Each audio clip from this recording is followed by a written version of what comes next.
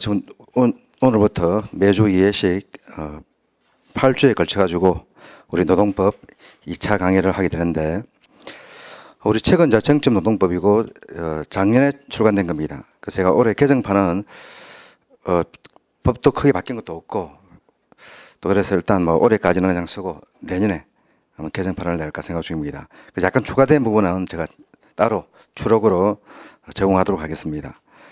그리고 우리 책은 제가 집단법이 제1편에 있고 개별적 근로관계법이 제2편에 있는데, 그래서 뭐 노동법에서 총론이라고 하는 부분은 없지만 집단법이 총론적인 성격이 좀 있기 때문에 이론적인 부분이 많기 때문에 1편에 넣고 개별적 근로관계법은 2편에 넣었습니다. 그래서 작년에는 이제 이 책 순서로 강의를 했는데, 제가 올해 이제 강의를 하면서 2편부터 강의를 하려고 합니다.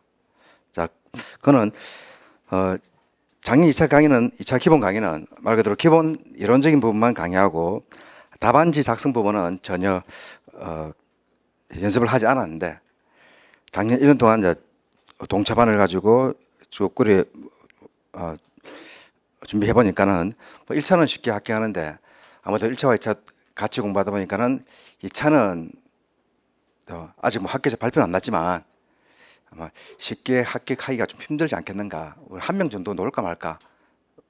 우리 수강자 10명 가운데서 그렇게 되고, 그리고 시간적으로도 보니까는 2차 답안지 작성을 심화 강의 때부터, 작년 1월부터 연습하다 보니까는 그때부터 하면 충분하지 않겠나 싶었는데, 그때부터 답안 작성 방법을 공부하고 준비하고 이렇게 하다 보니까는 사실 한 6, 7월쯤 돼가지고 이제 답안지 쓰는 방법에 대해서 어느 정도 틀이 잡히더라 이겁니다. 그것도 완벽하지도 않고. 그러다 보니까 좀 시간적으로 부족하구나. 그래서 최소한 기본 강의 때 답안지 쓰는 형식은 알아야 되겠다. 사례 문제에 대한 접근 방법은 100% 익히지 못하더라도, 그래서 심화 강의 때는 답안지 쓰는 형식을 중심으로 기본을 해가지고 사례 문제에 맞게 답안지 적는 연습을 하는 것이 동차 합격률을 높이지 않겠는가, 그런 생각을 하게 됐습니다. 그래서 다 보니까 이제 이 집단법보다는 이 개별적 근로관계법 앞부분에 즉 지역규칙과 관계되는 이런 내용의 사례를 가지고 집중적으로 답안지 작성하는 방법을 좀 준비할까 합니다. 그래서 올해는 제2편 개별적 근로관계법부터 강의를 시작합니다. 자, 그리고 노무법 2차 과목에서는 사례 문제가 주로 나오기 때문에 어떤 문제가 나올 줄은 알 수 없습니다. 그렇지만 기본적으로 나왔던 사례들이 즉 중요한 주제에서 계속 반복적으로 나오겠습니다. 올해 같은 경우도 노무법 1파트에서 그렇고, 이 파트는 집단법 파트는 전형적인 문제 3문제 그대로 나왔고, 그러면 이건 뭐 누가 찍고 안 찍고 그런 내용은 전혀 없습니다. 그 준법 투쟁에 관한 거, 연장 근로가 준법 투쟁이냐 아니냐 하는 부분, 그 다음에 뭐 직장 폐쇄의 정당성, 뭐 그런 문제, 그 다음에 이제 부당노동 행위 소위 근로시간 면제 한도를 초과하는 근로시간 노조점자를 인정하는 것이 부당노동 행위냐 아니냐 하는 거. 전혀 이건 뭐 제대로 공부를 안 했으면 모르지만 기본적인 공부를 한 사람들 같은 경우는 다 알 수 있는 그런 문제고, 우리도 뭐 기본 강의 때도 그랬고 심화 강의 때도 그런 부분들을 여러 번 다뤘던 그런 내용들입니다. 그 노동법 1에서도 마찬가지로 전형적인 그런 문제, 그 징계에 관한 문제, 약간 이제 트릭이 있지만 그 트릭은 이전에 나왔던 로스쿨 문제에 나왔던 트릭과 똑같은 트릭입니다. 단체백에 따르면은 정당한 것처럼 보이는데, 우리 단체백에 정해진 징계 사유를 하더라도 항상 정당성이 되는 건 아니다라고 하는 거죠. 사회 통념상 합리성이 있어야 된다. 즉 해고의 정당 사유는 근로관계를 개소할 수 없는 그러한 사유가 있어야 된다 하는 겁니다. 아마 그 부분을 물어보는 그런 전형적인 문제가 나왔습니다. 그리고 이제 작은 문제에서 좀 특이한 문제는 기간제법에서 기간제 근로자를 정규직 근로자로 채용했을 때의 근로조건 문제. 근데 그 문제는 이제 전형적인 문제는 아닙니다. 우리 부속 법령에서 시험에 나온 적이 이번에 처음일 겁니다. 그렇지만 이제 항상 이제 기간제법이라든가 그런 법에서 사실 기간제법에서는 2년을 초과했을 때의 거부만 생겼었는데 기간제법에서 뭐 차별 문제가 나올 줄은 몰랐습니다. 아직 지역적 문제인데 이런 문제도 대비해야 됩니다. 근데 기본적으로 전형적인 문제는 우리가 여러 차례 반복적으로 공부할 수 있지만 이런 지역적인 문제는 반복 공부하는 것이 아니고 평상시에 구석구석 기본적인 내용을 공부해둬야 됩니다. 즉 시험에 나올 것이라 생각하지 않았던 문제들이 나올 수 있다고 합니다. 그래서 제가 2차 강의, 기본 강의를 할 때도 그렇게 나올 겁니다. 우리 책에 보게 되면은 사실 뭐 시험에 나오는 내용을 추려 본다면 한 3분의 1밖에 안 됩니다. 그럼 나머지 3분의 2는 뭐냐면은 바로 논법에서 나올 수 있는 그런 잘 나오지 않는 그런 문제들에 관한 내용입니다. 근데 그런 문제도 커버를 해둬야지. 자녀 같은 경우는 그런 문제 하지 않고 아예 막 중요한 문제만 공부했어도 충분히 효율적으로 답안지를 작성했겠지만 올해 같은 경우는 중요한 문제만 공부한 사람들 같은 경우는 기간제법에 관한 문제는 아예 적지 못하는 그런 볼상사가 생긴다는 겁니다. 그걸 대비하기 위해서 오히려 핵심적인 내용보다 더 많은 내용을 공부하게 됩니다. 근데 그런 내용들은 시험에 안 나온다 하더라도 공부를 해둘 필요가 있습니다.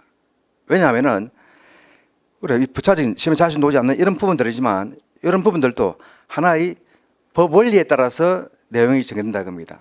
즉 이런 부분들을 생각하면서 법이 무엇이고 논법이 어떻게 적용되고 해석되는가를 공부할 수 있다는 한 겁니다. 그래서 나올 수 있는 전형적인 문제만 달달 안겨가지고 시험장에 들어가게 되면은 그와 똑같은 문제가 나왔을 때는 약간 도움 될지 모르지만은 약간만 내용이 바뀌어버리면 법이 무엇인지 논법이 무엇인지를 모르면은 좋은 답안지를 적지 못합니다. 즉 안개에서 쓸 수 없다는 겁니다. 그럼 바로 이제 평상시에 소위 말해 리걸 마인드라죠. 법적 사고 방식의 틀을 머릿속에 갖추어 뒀을 경우에는 어떤 문제가 나오더라도 거기에 맞게 적절하게 변형시킬 수 있다는 겁니다. 2차 학기에서는 제일 중요한 것은 그 부분입니다. 단순하게 무식하게 되다 보니까는 올해 떨어지고 내년 또 1차 치고 2차 시험 치도 똑같이 또 떨어집니다. 암기가 능사가 아닙니다. 암기해야 될 내용도 있지만 암기해야 될 내용보다는 법 원리를 정확하게 알아둬야 된다는 겁니다. 그래서 다른 시험에 잘 나오지 않는 판례가 없는 부분이라 하더라도 일단 이런 리걸 마인드, 법적 사고 방식을 향상시키는데 도움이 되게 됩니다. 그래서 그런 부분들을 아까워하지 말고 이제 그런 부분들은 잘 나오지 않는 부분들은 억지로 암기할 필요는 없겠죠. 좀 암기할 필요는 없지만 내용 보고 왜 이렇게 서술하고 있고 왜 이렇게 반대 의견이 있는가 그런 부분들을 이해만 하고 넘어가면 된다는 겁니다. 그리고 판례가 있는 부분들은 판례는 약간 요약해 가지고 내용을 암기하면 되고 알겠습니까? 그래서 바로 이제 그렇기 때문에 제가 강의하면서 이 부분들은 뭐 시험에 나올 가능성이 적다 또 중요한 내용이다 이렇게 이야기를 해두겠습니다. 그래서 나온다는 내용들은 판례 중심으로 내용을 좀 더 깊이 정리하고 그렇지 않은 부분들은 그냥 넘어가는 부분이 아니고 그냥 연습 삼아서 이렇게 해석되는구나 하는 계속 연습하는 훈련을 쌓기 위한 겁니다. 다행히 우리나라 논법 교과서들은 잘 적힌 교과서는 없지만 오히려 그것이 역설적으로 법학도들이 법학 공부하는 사람들이 공부하기는 좋습니다. 똑같이 획일적인 한 가지 방향만 얘기한다면 옳다고만 생각하지 엉뚱한 문제가 나오게 되면 대응을 못하죠. 근데 하도 우리 엉뚱한 내용들이 많다 보니까 이 내용들을 따라가면은 길을 못 찾겠지만 적절한 길을 가면서 엉뚱한 내용들을 접하게 되면은 왜 이 말이 맞는가를 완벽하게 이야기한다는 겁니다. 그냥 듣다 보면은 맞다고 하니까 근데 반대 엉뚱한 길로 가는 이런 이야기도 그냥 듣다 보면은 맞다고 보게 됩니다. 근데 이제 이 두 가지의 길을 비교해 보면은 왜 이 길이 논리적으로 맞는지를 더 잘 알게 되었고 잘 기억하게 되겠죠. 그래서 그런 자료들이 많기 때문에 오히려 그런 책들은 공부하는 데 큰 도움이 되기도 합니다. 331페이지 제1장 총칙편 합시다. 근로기준법 총칙편인데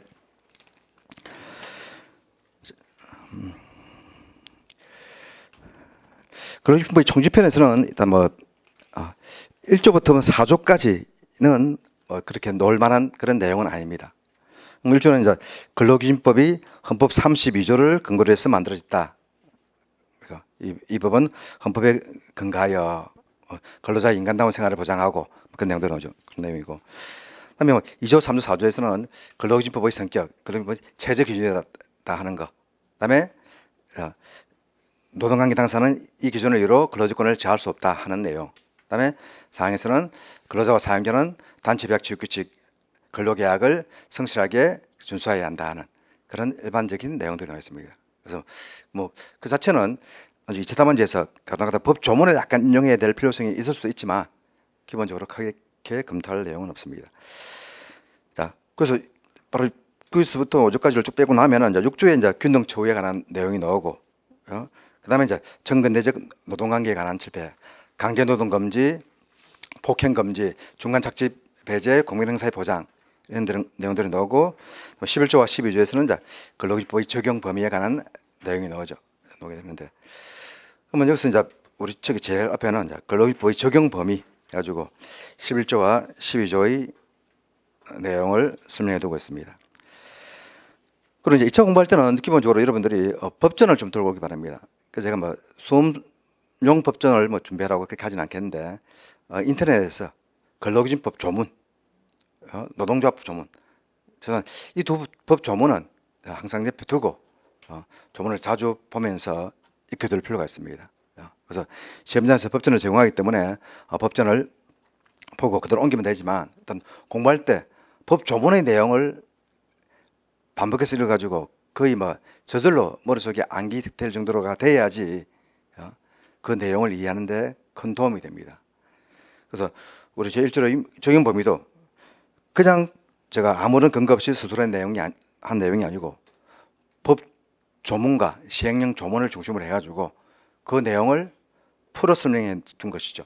그래서 조문을 쓴다면 다치봤자 한 페이지밖에 안 되겠지만 그 내용을 설명을 붙여가지고 약 한 7페이지에 걸쳐가지고 풀어놨다 겁니다. 그렇기 때문에 기본적으로 법 조문의 반 페이지 정도의 내용, 그 내용을 다 알고 있어야 되겠죠. 그 내용을 어떻게 했는가, 무엇이 법 조문이고 무엇이 해석인가, 그걸 알아도 된다 겁니다. 그래서 2차 때의 기본은 그겁니다. 그래, 인용구를 붙여야 될 때가 있는데, 인용. 내가 쭉 소설해 나가면서 출처를 밝혀야 될 곳이 딱 두 군데 있습니다. 첫째는 법 조문이고, 조문, 몇 조, 알겠습니까? 그 다음에 판례 같은 경우, 판례. 또 대판 이렇게 하는 게 더 나을 겁니다. 대판. 아니면 앞으로 판례에 따르면, 우리 법 조문도 우리 교과서에서 본다면은 근로기준법 제11조에서는 이 법은 상시 5명 이상의 근로자를 사용하는 사업 또는 사업장에 적용한다, 이렇게 규정할 수도 있고, 그냥 근로기준법은 상시 5명 이상의 근로자를 사용하는 사업장에 적용된다, 그리고 근로기준법 제11조 이렇게 줄 수도 있죠. 이렇게 인용하든가 아니면 앞부분에 적든가. 그럼 시간상으로 본다면 판례에 따르면 근로기준법 몇 조 이렇게 하기보다는 법 조문을 가로 열고 법 조문하는 것이 더 빠르겠죠. 그러니까 양을 억지로 늘리려고 한다면 근로기준법 제 몇 조에 따르면 이렇게 하겠지만, 양을 늘려봤자 별 큰 도움이 안 됩니다. 그러니까 가로치기를 하는 방법을 택하는 것이 좀 더 효율적입니다. 요 기본이지만 이것도 중요합니다. 알겠습니까? 이것도 아주 맨날 나야지. 노무사 시험 과목이 2010년부터 약간씩 바뀌었는데 1차도 과목이 추가되고 2차도 과목이 추가되면서, 즉 행정정수법이 선택 과목이다가 필수 과목으로 바뀌었습니다. 그리고 노무법이 1, 2가 합쳐졌죠. 그렇게 되면서 약간 변화가 있었고, 문제도 이제 사례 중심으로 나오게 되고, 그 다음에 법전을 제공했습니다. 요즘과 요 이유를 잘 구분해야 됩니다. 요 이전에 무식한 공부 방법이 뭐냐면, 법 조문을 안겨가지고 답안지에 법 조문을 적어라.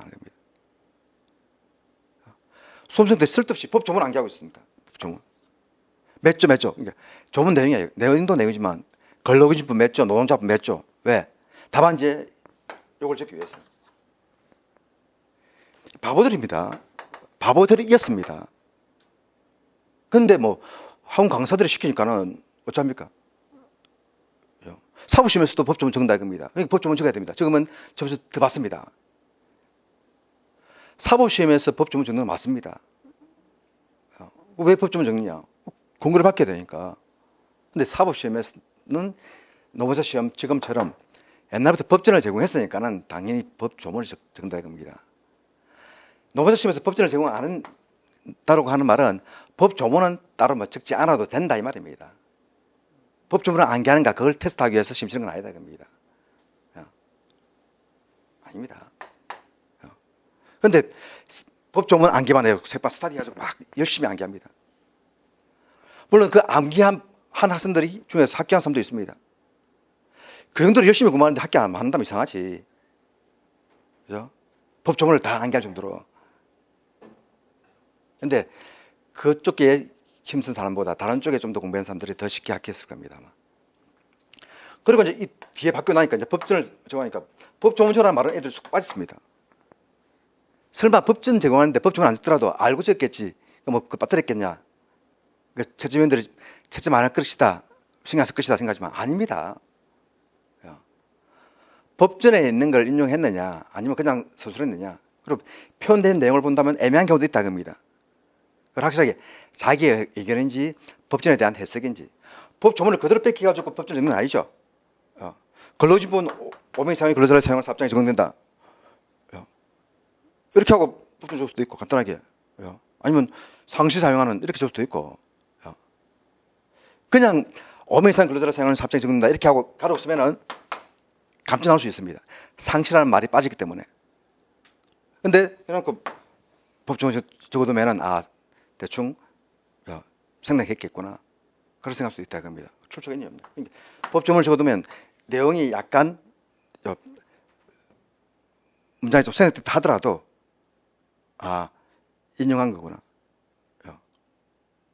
그렇게 넘어간다 겁니다. 근데 없으면은 법조문인지 아닌지 알 수 없죠. 그래서 법전을 제공해주는 이유는 이제는 체계적으로 있는가 없는가를 구분해라 겁니다. 개인 생각인지 법조문인지 해석인지. 그래서 이 말을 안 하는 가수도 있을지 모르겠지만 해야 됩니다. 적어야 됩니다. 그 다음에 이제는 또 뭘 하냐면은 이제는 판례 번호까지 안겨가지고 적어두면 약간 더 도움 받는다 이렇게 한다 겁니다. 아닙니다. 판례 안겨봤자 아무런 의미 없고 대학 교수들도 모릅니다. 대부분 판례인지 아닌지. 그다음에 이제 판례도 고등법원 판례라든가 지방법원 판례는 원초로 안 정리 났습니다. 필요 없습니다. 아무런 의미 없습니다. 대부분 판례만. 특수한 경우에 비교하기 위해서 고등법원 판례의 경우에는 고등법원 판례라든가 까지 적어두면 괜찮을 겁니다. 명백히 대법원 판례가 잘못된 것 같은데 내가 봐도 내라기보다는 다른 논법 교수들도 고등법원 판례가 타당하다고 그렇게 주장하는 사람이 많다 이겁니다. 이럴 때는 대법원 판례를 인용해주면서 고등법원 판례의 견해대로 타당하다 해놓고 우리나라 고등법원에서도 이런 판결을 내린 적이 있다. 이런 특수한 경우 하나 정도 있을까 말까 하는 이런 경우에 고등법원 판례라든가 하는 내용들이 인용돼도 되지만 나머지는 필요 없습니다. 대부분 판례만. 판례 번호는 필요 없고. 됐습니까? 그래서 이제 140 법전을 보면서 자주 익혀둬야 되겠죠. 법전에 있는 내용이다, 없는 내용이다. 그렇죠? 자, 근로기준법은 상시 5명 이상의 근로자를 사용하는 사업장에 적용되고 그다음에 4인 이하의 사업장이 일부 적용되는 부분이 있고, 그다음에 전면적 적용제, 부분적 적용제인데, 옛날에 이제 이런 설명 문제도 왔기 때문에 이런 목차를 암기해야 됐지만, 지금 이런 목차는 암기할 필요 없고, 적용 범위에 관해서는 대충 이런 내용들이 있다. 전면적으로 적용되는 사업장, 5명 이상의 근로자를 사용하는 사업장이 전면적으로 적용되고, 그다음에 4명 이하는 대통령으로 정하는 바에 따라 일부 규정을 적용한다 되어 있는데, 우리 시행령에서는 일부 규정을 적용하도록 하고 있다. 이 부분은 이제 1차 시험에서는 어떤 조문이 적용되는가 하는 부분들이 시험에 나온다 했죠. 그때는 안게 되지만 1차 때는 뭐 내년 1차 끝나고 난 뒤에는 1차 때는 뭐 법준이 적용되니까는 어느 조문이 적용되는가 안 되는가는 안게할 필요는 없겠죠. 나중에 찾아보면 되겠죠. 그런 것이고. 다음에 이제 전면적 적용제, 동거의 취득만을 사용하는 사업장, 또 가사 사용인에 대해서는 이법을 적용하지 아니한다. 그렇게 되어 있고. 그 다음에 이제 10조, 11조는 아니지만 각 법 조문에 보게 되면은 우리 해고 예고 제도에 관한 것 같은 경우 35조에서 해고 예고의 적용제 근로자들이 있고, 그다음에 초단시간 근로자의 경우에는 주휴일과 연차휴가에 관한 규정을 적용한다. 이런 내용들이 있죠. 그래서 각각 그런 내용들만, 이거는 주로 이제 2차 때보다는 1차 때 알아야 되는 그런 내용들이죠. 안 가고 있으면은 어떤 사례 문제가 나왔을 경우에, 그래서 적용 범위에 관한 문제는 사실 뭐 문제 나왔을 때는 논리적으로 적기를 바라는 문제가 아니고, 이런 예외적인 부분들을 정확하게 알고 있느냐 없냐, 이걸 물어보는 문제가 될 겁니다. 그래서 뭐 아르바이트생인데 하루에 14시간 근무한다 겁니다. 그리고 연차휴가라든가 주휴수당을 받지 못했다, 또 휴업수당을 받지 못했다, 이런 경우에 이 근로자가 청구할 수 있는 휴업수당 청구는 정당하냐, 휴일수당 청구는 정당하냐, 이런 식으로. 그러면 이제 초단시간 근로자한테 적용되는 것은 정당한 것이고, 적용되지 않는 주휴일과 연차휴가는 정당하지 않다, 이렇게 되는 것이죠. 그 때문에 이런 부분에서는 이런 각각 이런 부분들이 예외적인 것이 있다라고 하는 것만 알면, 1차 정도만 잘 알아두면 충분히 도움됩니다. 그다음에 이제 상시 5명 이상의 근로자를 사용하는 사업장과 4인 이하의 사업장은 전면적으로 적용되는가 부분적으로 적용되는가에 따라 차이가 있게 되는데, 이 상시 5명 이상인가 아닌가의 판단 기준이 뭐냐 이겁니다. 그래서 우리 판례는 상시라고 하는 것은 평소에라는 의미이다. 또 상태적인 의미이다. 그래서 평상시에 5명 이상을 사용하고 있으면 때때로 5명 미만을 사용하고 있다 하더라도 근로기준법이 적용된다, 이런 식으로 다양한 표현이 있습니다. 근데 현행법에서는 아예 그 부분을 입법적으로 해결해 가지고, 우리 11조 3항에서는 상시 근로자 수 산정에 대해서는 대통령으로 정하는 방법에 따른다 되어 있죠. 그래서 대통령 시행령에서는 7조에서 상시 근로자 수의 산정은 해당 사업에서 법 적용 사유 발생일 1개월 동안 소양한 근로자의 연인을 같은 기간 중의 가동일수로 나누어 산정한다, 이렇게 됐습니다. 이런 문제는 거의 나오지 않겠지만, 그것도 사실 실무적인 문제이기 때문에 절대 나오지 않는다, 이렇게 보기 힘듭니다. 근데 아마 넣으려고 한다면은, 지금 우리 논부 문제는 거의 다 25점 문제이든가 50점짜리 문제이죠. 지금 최근 추세는 50점짜리 문제도 아예 작은 문제 2개를 해가지고 보통 25점짜리 문제가 3개 나온다, 이렇게 볼 수 있습니다. 다만 이제 사례는 큰 사례 1개에서 2가지 문제를 끄집어내고, 그다음에 작은 사례에서 하나 문제를 끄집어내고, 그렇게 되죠. 전부 다 25점짜리 문제이기 때문에 이런 문제는 안 나오게 되는데, 사법시험 같은 경우는 25점짜리 문제가 조금 나오다가 나중에는 10점짜리, 15점짜리 이렇게 문제를 쪼개서 놓은 적도 있습니다. 그럴 경우에 이런 적용 범위에 관한 문제 같은 경우 쭉 내면서 이렇게 이 사업장이 어떤 규정이 적용되는가 10점짜리 문제로 놓을 수 있게 되겠죠. 또 이제 내지는 또 법 조문 해석하는 방법으로서 이제 그런 정도만 알아두면 됩니다.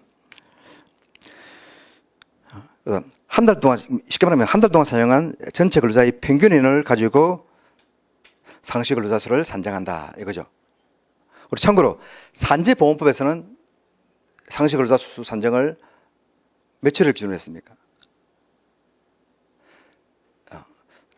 산재법 같은 경우도 원칙적으로 모든 사업장에 적용되지만 상시 1명 미만의 근로자를 사용하는 사업장에는 적용되지 않고 1차 산업 중에서 법인이 아닌 1차 산업에서 5인 미만의 근로자를 사용할 경우에는 적용되어야 되죠. 이때 5인 미만인지 1명 미만인지 산정은 바로 이전 14일이죠. 14일 동안 사용한 근로자의 수를 가지고 나누기 14로 해서 계산하게 됩니다. 근데 근로기준법에서는 1개월이죠. 1개월. 하지만 이런 부분들이 같은 노무법이면 좀 통일될 필요가 있는데 하여튼 우리나라에서는 법마다 약간 차이가 있습니다. 1개월 동안이고 산재법에서는 14일 전체인데 네. 여기서는 어떻습니까? 1개월 동안 사용한 근로자의 연인은 전체 인원을 같은 기간 중에 가동일수가 됐습니다. 가동일수.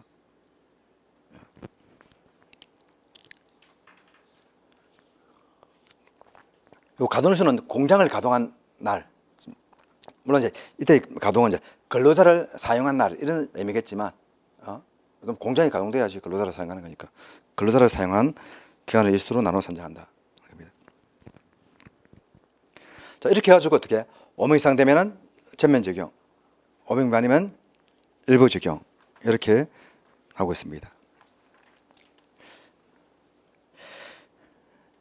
그 다음에 이제 우리 법에서 약간 문제 되는 것이 근로기준 11조 1항에 보게 되면은 상시 5명 이상의 근로자를 사용하는 사업장이 적용한다 이렇게 되어 있고 2항에서는 뭐라 되어 있습니까? 상시 4명 이하의 근로자를 사용하는 사업장에 대해서는 대통령으로 정하는 바에 따라 이 법의 일부 규정을 적용할 수 있다 됐죠. 4명 이하.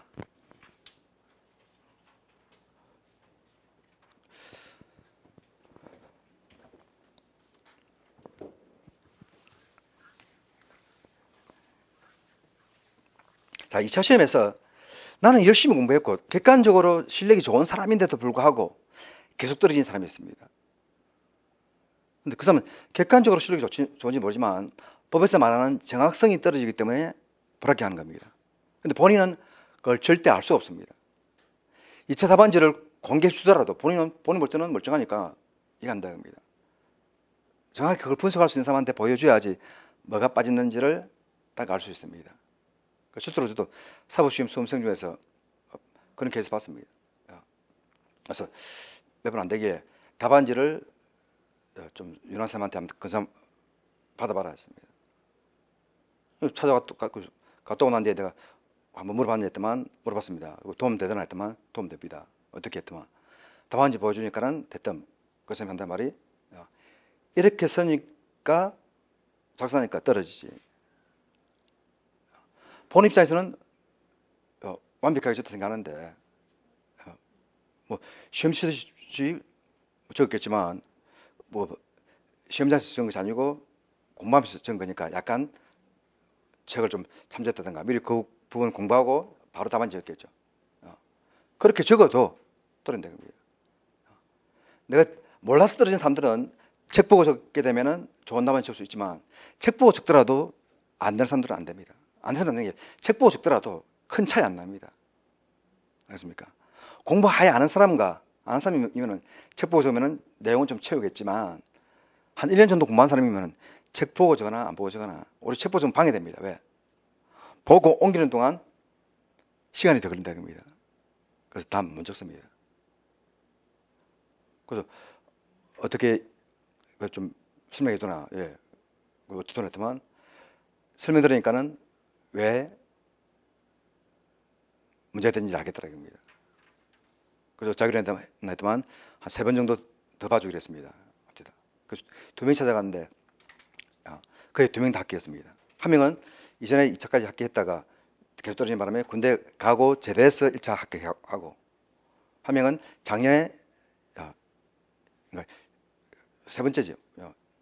4차 하면 합격하고 2번 떨어지고 난 뒤에 다시 재취해가지고 작년에 합격하고 올해 4번째 2차 치는 친구고 한 명은 5번째 2차 치는 친구인데 둘 같이 합격했습니다. 같이 붙어가고 그런 게 중요한 겁니다. 근로기준법도 마찬가지입니다.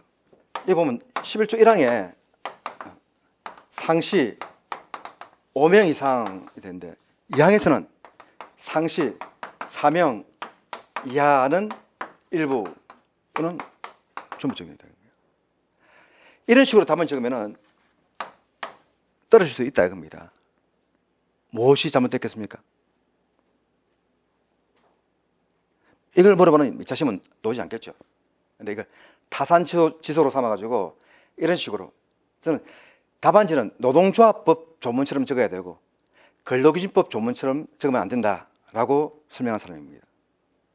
여러분들이 법 조문을 보면서 그걸 파악하는 순간 약간 답안지를 어떻게 적어야 될지 하는 걸 좀 알게 될 겁니다. 뭐가 문제입니까? 자, 1개월 동안 가동일수 8월 1일부터 31일까지 30일 동안 1개월 한 5일, 6일 빼고 25일 동안 공장 가동했는데 25일 동안 사용한 근로자 수 다 했다는 겁니다. 계산했더만은 6명이 나왔다. 이 사업장은 어떻게? 전면 적용. 3명이 나왔다. 이 사업장은 어떻게? 일부 적용. 그러면 4.5명이 나왔다. 이 경우는 어떻게 합니까? 4.5명. 일부 적용? 전부 적용? 4.5니까는 반올림한다? 법에 되어 있죠. 5명 이상은 근로비 전면 적용, 적용 안 되어 있고, 다만 3명 이하에 대해서는 시행령으로 정하는 바에 따라 일부 규정을 적용할 수 있다. 4.5명은.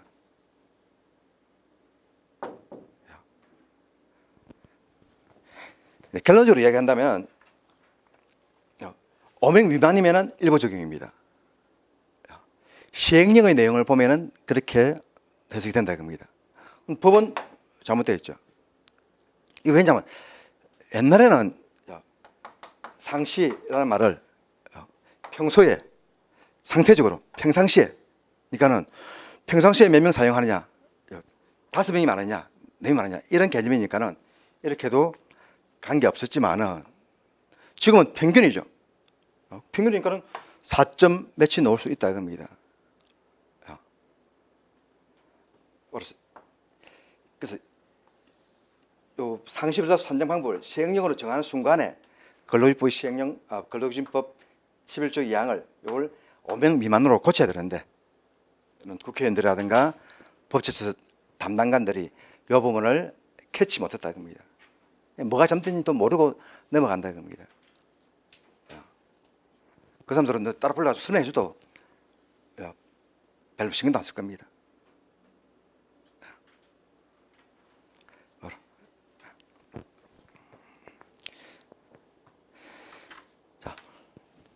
그러면 이제 요것만 본다면 해석이 안 되는데 우리 시행령에서는 왜 저렇게 해석될 수 있냐 하면은 우리 시행령에서는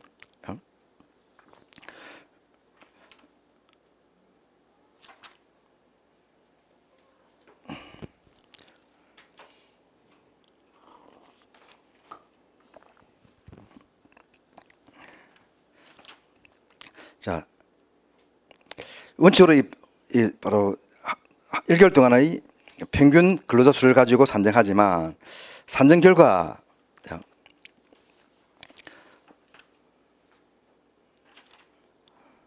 법정에 해당되지 않는 경우에도 오케이.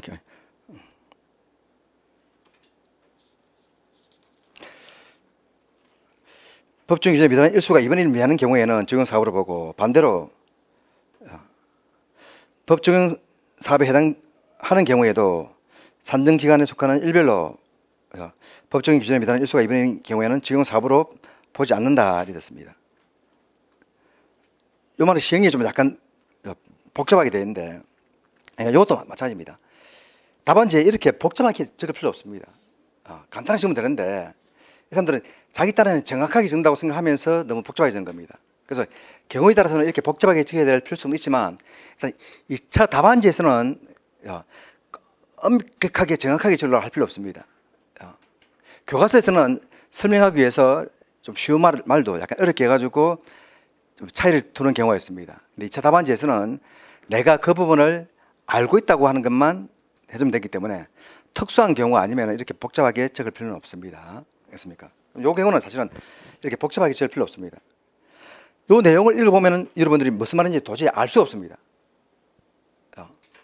그래서 만약 시험 문제에 이런 식의 법 조문이 있는데 답안지 옮겨야 된다 할 경우에 갑자기 이 내용을 요약해서 적을 수 있으면 시간 절약되게 됩니다. 그런데 요약이 안 되면 할 수 없이 법 조문 그대로 다 적는 수밖에는 없겠죠. 자, 그래 본다면, 자, 여러분들이 중간이면은 법 조문에 있는 내용을 답안지에 옮겨 적었는데, 내용을 적었는데, 그것을 법 조문 그대로 옮긴 사람과 요약해서 옮긴 사람, 어떤 것을 점수를 더 주겠습니까? 요약이죠. 그러니까 꼭 필요한 경우에는 필요한 부분만 인용하고 그 내용이 뭔가를 적어두고 중요한 가로. 요 내용은 내가 법 조문 내용을 이해한 것이다. 요약한 것은 그대로 가로. 그리고 그 부분에서 파생된 것은 참조. 그렇게 하면 되는데, 구분 안 하고 그냥 법 조문만 적어줘도 관계없습니다. 자, 이 부분은 이제 이 말이죠. 기본적으로는 평균 5명 이상을 가지고 적용 범위, 전면 적용이냐 일부 적용이냐를 계산하지만, 궁극적으로는 25일 동안 5명 이상 사용한 일수와 4명 이하 사용한 일수를 비교해주고 5명 이상 사용한 일수가 더 많으면은 전면 적용, 4명 이상 사용한 날수가 더 많으면은 일부 적용. 그래서 평균이 7명이라 하더라도 4명 이상 사용한 날이 더 많으면 일부 적용. 평균이 3명이라 하더라도 3명 이상 사용한 날이 더 많으면 전부 적용. 이렇게 되는 겁니다.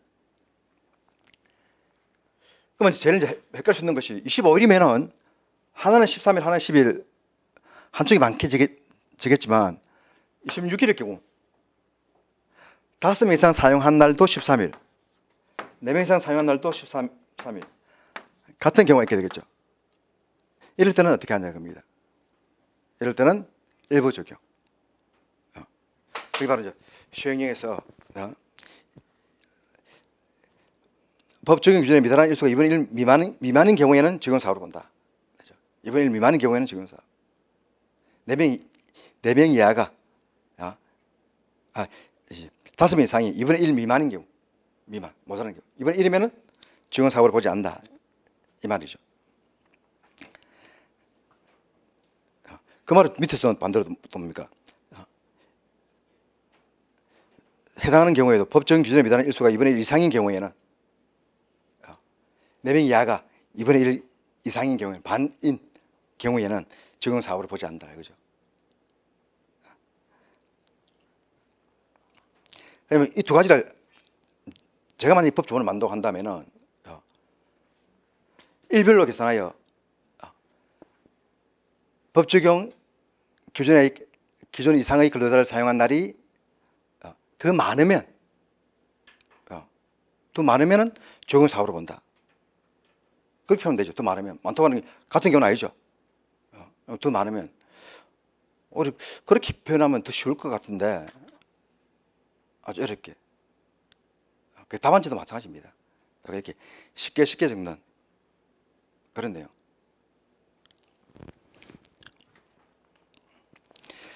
그다음에 사업 또는 사업장에서 이제 보통 사업은 장수적 개념을 초월한 개념이고 사업장은 장수적 개념입니다.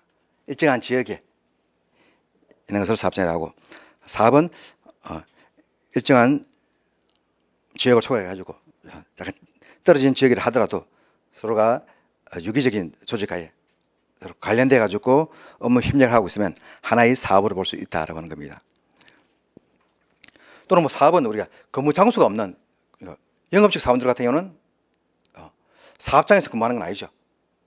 그때는 이제 영업직 사원들이 일하는 전체 지역을 사업이다 이렇게 볼 수도 있습니다.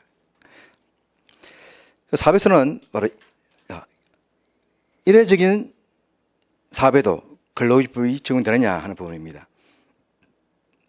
그래서 업이라고 하는 것은 계속적으로 어떤 일을 한다 이런 의미가 있습니다. 업이다. 그죠? 그쪽에 이제 착안해가지고 사업이기 때문에 이례적인 사업에는 적용되지 않는다 하는 그런 견해가 있지만 전혀 타당성이 없습니다. 없고 그런 이제 주장은 있지만 그래서 우리 판례도 바로 이제 이례적이거나 이례적이라 하더라도 근로기법이 적용된다 이렇게 하고 있습니다. 이건 뭐 단편적으로 알아두면 되겠죠. 그래서 뭐 사례 문제로 나올 가능성 적지만은 이렇게요. 그래가지고 매년 6월달 되면은 학교 졸업식이 많다 보니까는 꽃장사를 해야죠. 그 내가 대학생 갑이 친구들과 같이 동업을 해가지고 같이 꽃을 도매로 사와서 팔아서 이익금을 서로 나눈다. 이러면 이거 뭐 근로기법이 적용될 여지가 없지만 누구 한 명이 주도돼가지고 내가 비용 30만 원을 내고 친구들을 알바생으로 고용해가지고 그날 하루만 우리 학교 졸업식에 꽃 파는 일을 하고 친구들한테 일단 시간당 6,000원씩 계산해가지고 돈을 줬다 이겁니다. 이럴 때 올해 시간당 최저임금이 6,470원인데 이런 내가 고용한 친구들한테 최저임금에 미달하는 임금을 준 것이 최저임금법 위반이냐 반응이 문제된다 이겁니다. 이럴 때 이제 두 가지를 검토해야 되겠죠. 뭘 검토해야 됩니까? 일단 내가 하는 이 사업이 일회성 사업이 근로기법이 적용되는 사업장이냐 하는 것과 그 다음에 적용된다 하더라도 두 번째 뭡니까? 내가 고용한 친구들이 근로기법상의 근로자이냐 아니냐. 그러면 내가 오늘만 내가 계속적으로 2월달 한 달 내내 이 학교 저 학교 옮기다면서 장소를 했다고 한다면 이때는 뭐 계획성이 있으니까는 전혀 이런 여지가 없지만은 오늘 하루만 했다고 한다면은 바로 이제 일부 학자의 견해에 따르게 되면은 사업이 아니죠. 근데 판례에 따르게 되면 이런 경우도 근로기법이고 그다음에 이제 충고를 하더라도 내가 일당을 주고 고용하기로 했으면은 근로기법상의 근로자에 해당될 수 있겠죠. 물론 이제 그것도 이제 정확하게 본다면은 그 친구들이 나한테 또 고용돼가지고 졸업식 1시간 전부터 졸업식 끝나고 난 뒤 30분까지 딱 시간대로 일했느냐 아니면은 그냥 선배들 월급으로 온 김에 너들 팔 수 있을 만큼 팔면은 내가 판 금액의 30% 주겠다 그렇게 했느냐 즉 사용종속 관계가 인정되느냐 안 되느냐에 따라 가지고 사용종속 관계가 인정되면은 근로자 인정될 것이고 그렇지 않은 경우는 근로자 인정이 안 되겠죠. 그럴 때 정도 참고할 수 있는 내용입니다. 그럼 이거는 이제 단편적이니까 단편적인 판례 태도만 알아두면 되겠죠. 이런 판례가 있다 없다. 그럼 2차 사례 문제 적을 때도 견해가 뭐 이례적인 경우는 근로기법이 적용되지 않는다 하는 견해와 적용되는 견해가 있다 이렇게 하면 되고 적용되는 견해가 있다 이번에서는 판례라고 하는 것을 밝혀줘야 한다는 겁니다. 알겠습니까? 그래서 착각하는 것이 꼭 판례 태도만 따르면 되지 않냐 하는데 판례 태도를 오히려 안 따라도 되고 다른 견해를 따라도 되지만 판례가 뭔지는 수험생들은 알고 있어야 된다. 왜냐하면 판례가 현실적으로 적용되는 법이기 때문에. 알겠습니까? 그래서 판례 내용만 수술하면 안 됩니까? 아닙니다. 판례라고 하는 것을 밝히고 판례 내용을 수술하는 것이 가장 일반적이다. 알겠습니까?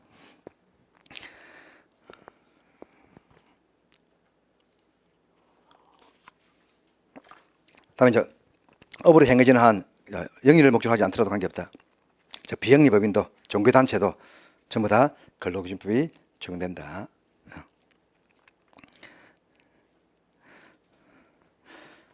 그다음에 적용 단위 하나의 사업장에 근데 그게 하나의 사업인지 다른 사업인지 공장이 1공장과 2공장이 있다. 이걸 하나의 사업으로 봐야 될지 별개의 공장으로 봐야 될지 우상공장, 창공장 그런 경우에 보통 이제 기본적으로 교과서에서는 같은 장소에 있으면 하나의 사업을 보고 다른 장소에 있는 경우는 별개의 사업장으로 본다.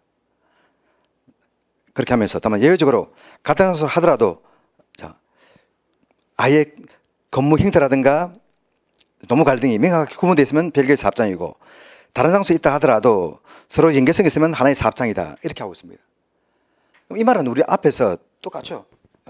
평균은 이렇지만은 나중에 뭐 개별적으로 본다 하는 것처럼 평균이 중요한 것이 아니고 각각 한 달 동안 5명 이상 사용한 날이 많은지 아닌지 그것이 실질적인 기준이었죠. 그럼 여기서 뭡니까? 장소가 원칙이라고 이렇게 얘기하지만 사실은 장소는 중요한 것이 아니고 서로 유기적인 관련성이 있는 사업이면은 하나의 사업으로 볼 수 있고 좀 별개의 것이면 별개 사업이다. 실제로 이제 이런 사건도 있습니다. 자동차 공장에서 주방에 일하는 식당 아주머니들. 그럼 자동차 같은 경우는 보통 우리나라 같은 경우 3교대제를 많이 하죠. 하루 종일 갔다 오니까 3교대제 하고.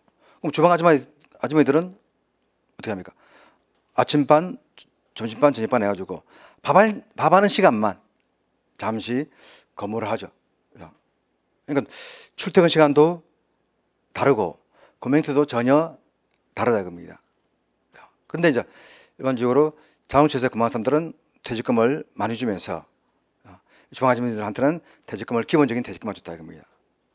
이때 이제 우리 근로자 퇴직급여 보장법에는 하나의 사업장에 퇴직금 차등 제도를 두어서는 안 된다 되어 있죠. 이때 이제 같은 회사의 소속인데 같은 A 자동차 회사의 직원인데 자동차 생산 업무에 종사하는 근로자들은 퇴직금 다르고 이런 식당에 근무하는 아주머니들의 퇴직금이 다르다 이겁니다. 이걸 식당과 자동차 생산을 하나의 사업으로 볼 수 있냐 이겁니다. 하나의 사업으로 본다면 퇴직금 차등 금지 규정에 위배된 것이고 그렇지 않으면 퇴직금 차등 금지 규정에 위배된 건 아니죠. 그래서 우리 행정에서는 그런 경우에 별개의 사업을 볼 수 있다 그렇게 하고 있습니다. 외주 안 준 상태에서 그렇습니다. 외주 줬다 한다면 그건 전혀 파견 근무니까 용역 회사니까는 별개 회사죠. 그것이 위장 용역이냐 아니냐 그런 문제는 남겠지만 문제 없고 그러니까 같이 A 자동차의 직원이라 하더라도 이렇게 할 수밖에 없는 것은 만약 이걸 금융권이 전혀 다르더라도 같은 회사 직원이니까는 퇴직금 제도를 똑같이 적용한다 이렇게 하게 되면은 그러면 이 사업 같은 경우는 식당과 자동차 생산 공정을 같은 회사로 존속시킬 필요 없죠. 억지로 이제 그러면 이제 생겨버리면 억지로 외주 줘버린다 이겁니다. 그래 보면 오히려 식당 근무하는 직원들의 근로 조건이 더 안 좋아지겠죠. 그래서 이런 해석을 낸 적이 있습니다. 그다음에 공동기업체. 이제 뭐 토목공사 같은 경우 규모가 크다든가 이럴 경우에는 여러 기업이 하나의 이제 컨소시엄을 구성해가지고 하는 경우 있죠. 그때는 그 사업이 하나의 사업이 되게 되겠죠. 몇 개의 사업이 몇 개의 사업체가 같이 공동 투자했지만 또 그 공동 투자된 그 사업체만 별개의 사업체가 된다. 이런 내용이 대충 있다고 하는 걸 하면 됩니다. 그죠? 그래서 사실 기본 강의에서는 이런 부분들을 다루지만 아주 심한 강의 가면은 이렇게 기본적으로 자주 출제되는 내용이 아닌 부분들은 취급을 안 합니다. 여기까지 할 시간이 없으니까. 그러면 이제 이런 부분들은 기본 강의 때 다 훑어줄 수밖에 없습니다. 그러니까 올해 문제 같은 경우 기간제법 같은 경우 바로 기본 강의 때는 그런 부분까지 다 훑고 지나가지만 심화 강의 때는 그런 부분까지 다 검토할 시간적 여유는 없다 이겁니다. 답안지 작성하고 사례 분석하는데 거기에 투자를 해야 되니까. 그러니까 이런 부분들은 아주 상세하게는 아니라고 하더라도 기본적인 내용은 알아둬야 됩니다. 그다음에 이제 모가 식당이라든가 마약 거래상이라든가 이런 위법 행위라는 사업은 근로기준법이 적용되느냐 하는 겁니다. 우리 근로기준법이 적용되냐 안 되냐 하는 것은 다른 말로 하면은 이런 사업에 근무하는 사람들의 체결한 계약이 근로계약이냐 아니냐 이거죠. 근로기준법이 적용되는 사업장에서 노무 적용하면 그건 근로계약이고 근로기준법이 적용되는 사업이 아니면은 그러면 근로계약이 아니죠. 다른 위임계약이라든가 그런 계약이 되게 되겠죠. 그래서 이런 모금 음식점이라든가 마약 거래 이런 같은 경우 우리 민법에서도 이런 경우 있죠. 무허가 음식점에서의 음식물 매매 행위가 유효하냐, 마약 거래 행위가 유효하냐. 그래서 민법에서는 어떻게 합니까? 그것이 효력 규정 위반이냐, 단속 규정 위반이냐. 그래 보죠. 둘 다 이제 강행법규인데, 강행법규 가운데 효력 규정. 즉, 어떤 규정에 위반하면 그 행위가 무효가 되는 거. 마약 거래 행위, 도박 자금을 빌리는 행위. 이런 행위들은, 쉽게 말해, 도박 자금을 같은 경우는 빌리고 안 갚아줘도 관계없죠. 도박 자금을 빌려주는 행위 자체가 무효가 되니까. 그러면 반대로 이제 단속 규정이 있죠. 그런 행위 자체는 그래도 유효하지만 그런 행위가 처벌받는 행위. 그러겠다는 겁니다. 자, 그렇게 구분해가지고, 무허가 사업 같은 경우는 단속 규정 위반이기 때문에 이런 사업장 같은 경우는 그대로 근로기법이 적용되고, 무허가 음식점에서 근무하는 근로자를 하더라도 근로임상의 보호를 받을 수 있고, 그 다음에 마약 제조, 판매 등과 같은 범죄 행위를 구성하는 사업에서 종사하는 근로자들 같은 경우는 근로기법이 적용 대상이 아니다. 이렇게 보통 교과서에서 설명합니다. 근데 그건 이제 민법적인 해석 방법이고, 저 민법에서는 뭡니까? 행위자와 범죄자와 행위자 이 둘이가 계약을 하는데 이 계약이 불법인 것이죠. 불법 계약이다 겁니다. 그런데 근로기법에서는 마약상이 마약 거래를 하는 것은 불법이지만은 마약상이 근로자를 고용하는 것, 이 자체는 뭡니까? 불법이라고 볼 수 없죠. 마약상이 공범자와 공범 계약을 체결했다. 내가 같이 내 부하로 일하면 한 달에 월급 5만 원 주겠다. 같이 범죄를 저지른 것이다. 이러면 이건 뭡니까? 고용 계약이 아니고 범죄 단체에 가담하는 계약이죠. 이런 경우는 싫었지만 그냥 마약상이 자기가 일반적인 사업자인 것처럼 위장을 하고 우리 회사에 의료품을 다른 기관에 배송하는 운전기사를 모집한다. 가지고 계약을 체결했다는 겁니다. 그래서 이 운전기사는 자기는 정당한 의약품인 줄 알고 열심히 배급했는데 나중에 알고 보니까는 마약 거래더라. 그래서 이 계약은 무효이고 근로기피 보호를 받지 못한다? 아니죠. 마약을 구매한 사람 같은 경우는 뭡니까? 그런 행위를 알고 구매를 했기 때문에 이 행위 자체가 무효가 되지만 그렇지 않은 경우는 무효가 안 되는 거죠. 그래서 민법에서는 바로 이 마약을 거래한 사람을 보호할 필요가 없기 때문에 이 행위 자체는 무효이고 따라서 법에서 보호해주지 않는다고 하는 것이지만 마약사한테 고용된 근로자 같은 경우는 네가 애초에 근로계약을 체결하면서 사용자가 범법자인지 아닌지 정당한 사업인지 아닌지를 확인할 의무가 있는데 확인을 하지 않기 때문에 무효이다. 이렇게 한다면 모르지만 우리 근로자한테 고용주가 정당한 사업자인지 아닌지를 확인할 의무는 없죠. 그 때문에 이 사람한테 어떤 법 위반의 책임을 묻기는 곤란하다 겁니다. 그래서 이런 범죄 행위를 구성하는 사업을 하더라도 고용된 사람이 범죄인 것을 알고 고용된 경우에는 근로기법이 적용되지 않지만 그렇지 않은 경우는 근로기법이 적용된다. 이렇게 하는 것이 타당할 겁니다. 뭐 판례가 있는 건 아니니까 시험에 놓지는 않겠고, 그리고 금방 이런 주장들은 다른 우리 농법학자들이 주장하는 사람은 없는 걸로 알고 있습니다. 저 혼자만 주장하는 겁니다. 혼자만 주장한다 하더라도 여러 가지 생각해보면 맞을 겁니다. 자, 국외사업 및 국내사업, 이건 속주주의냐 속인주의냐 하는 거죠. 우리나라에 있는 사업장이면 외국 사업이든 외국 기업이든 우리나라 기업이든 전부 다 근로기금 적용되고, 우리나라 사람이 설반해서라 하더라도 외국에 있는 현지 법인은 적용되지 않게 되겠죠. 다음에 우리나라 근로자가 잠시 출장을 간다 이럴 경우에는 그대로 외국에서 근무한다 하더라도 그때는 근로기금이 적용된다. 또 반대로 우리나라에 있는 사업장을 하더라도 우리나라 법이 적용되지 않는 영상이라든가 대사관 같은 경우는 근로기준법이 적용되지 않겠죠. 그래서 주한미군 부대 같은 경우는 이건 이제 우리가 우리 땅을 임대 준 거기 때문에 지금 안 될 수도 있지만 이런 한미 협정에서 주한미군 부대 안에 근무하는 한국인 근로자한테는 우리나라 근로기준법이 적용되도록 되겠습니다.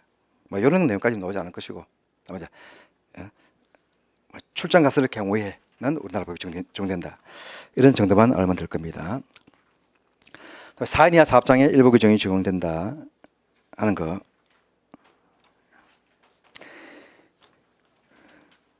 그 4인 이하 사업장에 일부 규정이 이제 적용되느냐 안 되느냐에 대해서 우리 헌법재판소에서 위헌 시비가 한번 붙은 적이 있습니다. 그래서 왜 4인 이하 사업장에 일부 규정을 적용하지 않냐 하는 이유를 잘 밝히고 있습니다. 335페이지에 보게 되면은 자, 판례는 중간쯤에 저거죠. 영세 사업장의 열악한 현실을 고려하고 그 4인 이하 사업장에서 일부 규정만 적용하는 이유가 영세 사업장을 보호하기 위해서. 그래서 이제 일부 규정 적용하지만 경제적 부담이 없는 규정 위주로 적용하고 있죠. 또 한편으로는 실질적으로 국가의 근로감독 능력의 한계를 고려하면서 4인 이하 사업장까지 다 근로감독하기가 힘들다 이겁니다. 그래서 이제 나름대로 법규모성을 실질적으로 관철하기 위한 입법 정책적 결정으로서 거기에는 나름대로의 합리적 이유가 있다. 안 지켜질 사업장에 억지로 지킬 필요 없다 이겁니다. 그다음에 전면적 적용 제외.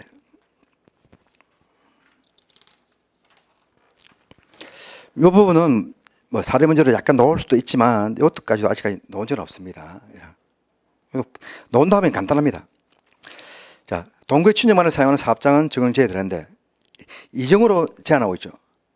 친족만을 사용하는 경우는 적용되고 친족만을 친족을 사용하는 경우도 적용되고 동거의 친족만 친족 즉 근로자가 전부 다 동거하는 친족들로만 구성됐을 경우에 적용 제외한다 이겁니다. 그리고 동거는 생계를 같이 한다고 하는 거. 같은 집에 산다는 의미가 아니고 의식주를 같이 한다. 따로 비용 안 내고. 그다음에 동거의 친족 외에 근로자가 한 명이라도 있으면은 그 사업장은 근로기준법이 적용되는데 이때 이 사업장의 상시 근로자 수는 동거의 친족을 포함해서 계산한다. 이것도 우리 상식적으로 뭡니까? 상시 5명 이상의 근로자를 사용하는 사업장이냐 아니냐를 구분하는 기준은 영세 사업장이냐 아니냐를 판단하기 위한 거죠. 영세 사업장이라고 하는 것은 사실은 매출액이라든가 순이익 이런 걸 종합적으로 고려해야 되지만 그런 번거로우니까는 가장 쉬운 근로자 수를 가지고 판단하죠. 그죠? 몇 명이 일하는 사업장이냐 그죠? 근데 동거의 친족이라 하더라도 이는 동거의 친족만을 구성됐을 경우에는 가군의 활동이니까는 법이 침범하지 않겠다 이거죠. 자주 알아서 해라 이건데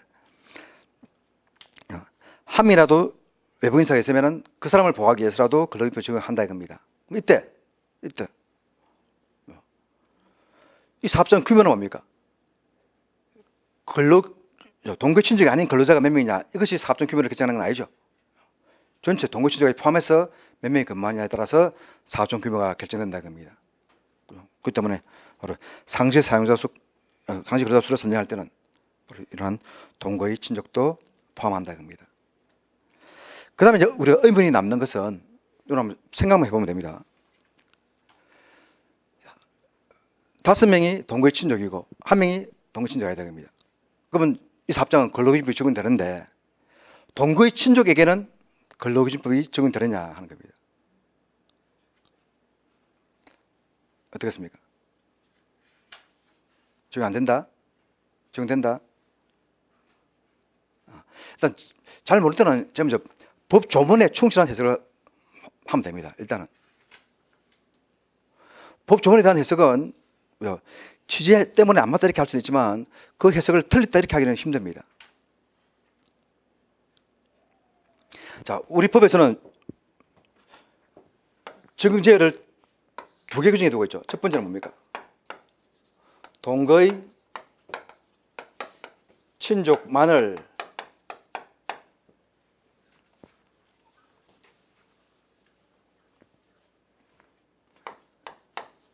사용하는 사업 또는 사업장이고, 두 번째는 뭡니까? 가사 사용인이죠. 이거는 사람에 대한 적용 제외이고, 이건 뭡니까? 사업에 대한 적용 제외죠. 어떤 사업장에 동거 친족이 있다 없다에 따라서 이 사업장을 적용하든가 안 하든가 이죠. 그러면 또 한 명이라도 동거 친족이 아닌 사람이 있으면 이 사업장은 적용되죠. 다만 이 경우에 동거의 친족에 대해서는 중요하지 아니한다, 이런 규정이 없죠. 고로 적용된다 이렇게 볼 수 있습니다. 그리고 법에서 적용 제외하는 것은 뭡니까?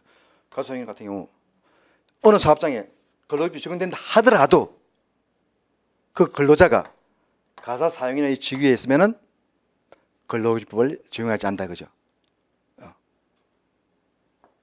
가사사용인은 적용하지 않는다고 되어 있지만 동거의 친족을 적용하지 않는다는 규정은 없죠. 동거의 친족만을 사용하는 사업장 단위로 적용하느냐 안 하느냐 이겁니다.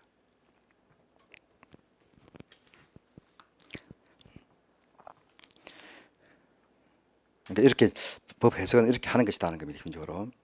그다음에 가사 사용인. 우리 산재법이라든가 고용보험법에서는 가구 내 고용활동 그런 식으로 표현되어 있는데, 밭주부라든가 요리사 이런 사람들을 말하죠. 이런 사람들은 가족하고는 다르기 때문에 법의 적용 범위, 보호해 주는 것이 마땅하지만 이런 사람들을 보호하기 위해서 감독 행정을 하게 되면은 고용인의 사생활이 침해될 우려가 있기 때문에 적용 제외하는 겁니다. 그렇기 때문에 우리 가사사용 같은 경우 일반적으로 경비원, 요리사, 출장 밭주부 이런 사람들을 밭주부 이런 사람들을 말하지만, 같은 경비원을 하더라도 아파트 경비원, 즉 공동주택 경비원이라든가, 같은 요리사를 하더라도 출장 요리사라든가 이런 사람들은 근로기준법이 적용 제외되는 가사사용인이 아니다라고 하는 겁니다. 개인 가정집에 고용된 경비원은 그 집 안에서 근무하지만 공동주택 같은 경우는 집 밖에서 근무하죠. 바로 이제 요 가사사용인은 뭡니까?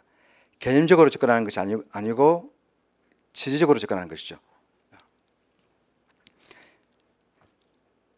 그다음에 이제 가사사용인이 가사와 다른 업무를 겸임하는 경우, 간호로 일하면서 의사집에서 가사 도우미를 같이 한다. 주간에는 근무하고 야간에는 의사집에서 숙식하면서 집안일도 같이 거두른다. 이럴 경우에 근로비 적용되느냐 안 되느냐는 건데, 어떤 업무가 주된 업무냐에 따라서 판단한다.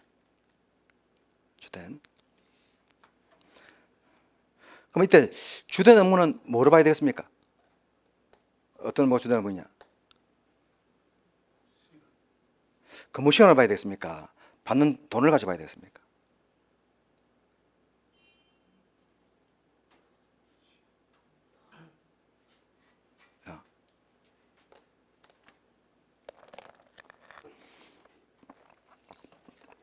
종합적으로 고려해야 되겠지만 아마 근로기준법의 성격상 시간을 보고 하는 것이 맞겠죠.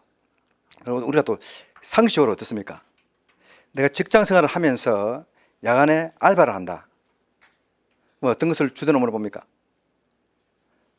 낮에 하는 좀 시간이 많이 소요되는 업무를 이렇게 하죠.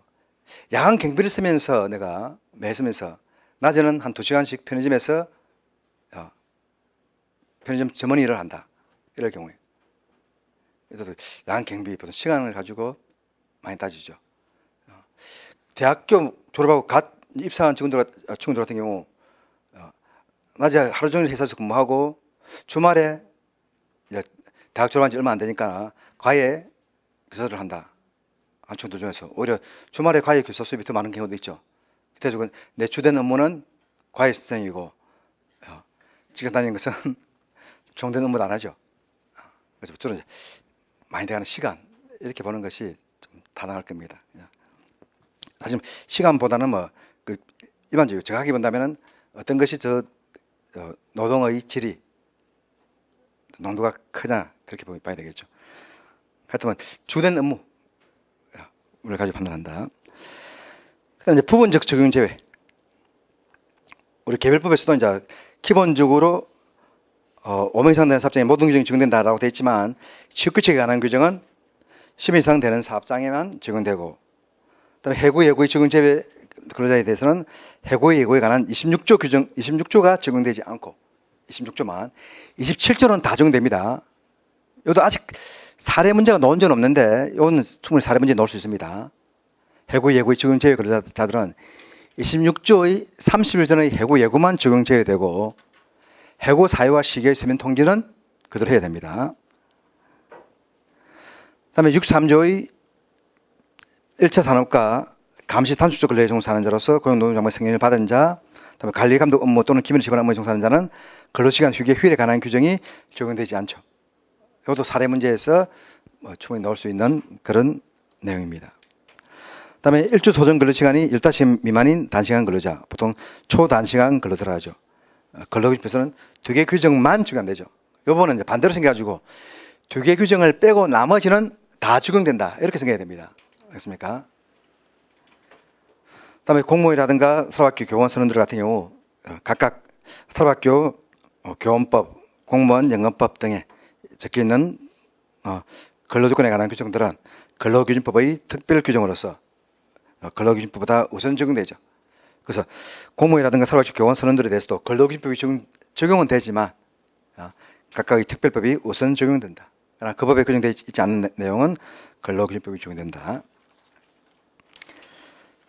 잠시 쉬었다가 근로자와 사용자 하도록 하겠습니다.